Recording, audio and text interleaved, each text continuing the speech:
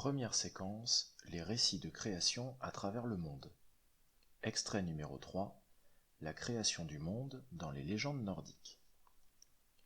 Dans la mythologie nordique, Ymir, le premier géant de glace, est le premier être apparu du néant, appelé Ginnungagap par les Nordiques. Ymir donne naissance à plusieurs sortes de créatures, dont Bor, l'ancêtre des dieux.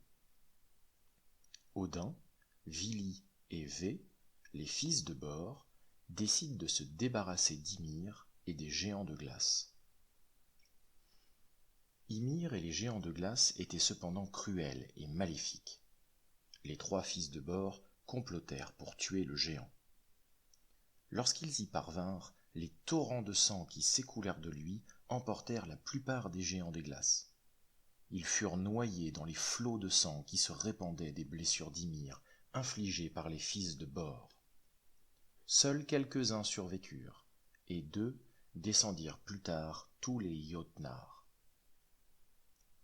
Le corps d'Ymir fut laissé au centre de Ginnungagap.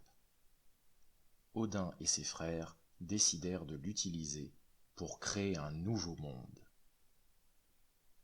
Le corps d'Ymir devint la surface de la terre, tandis que son sang fut rassemblé pour former des mers et des rivières.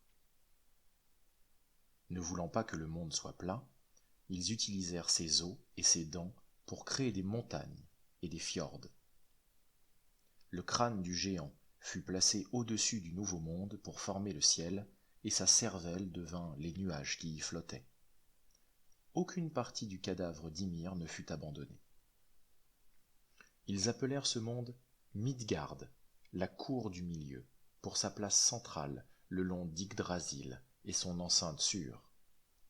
C'est ce que l'on écrit souvent aujourd'hui sous le nom de Terre du milieu.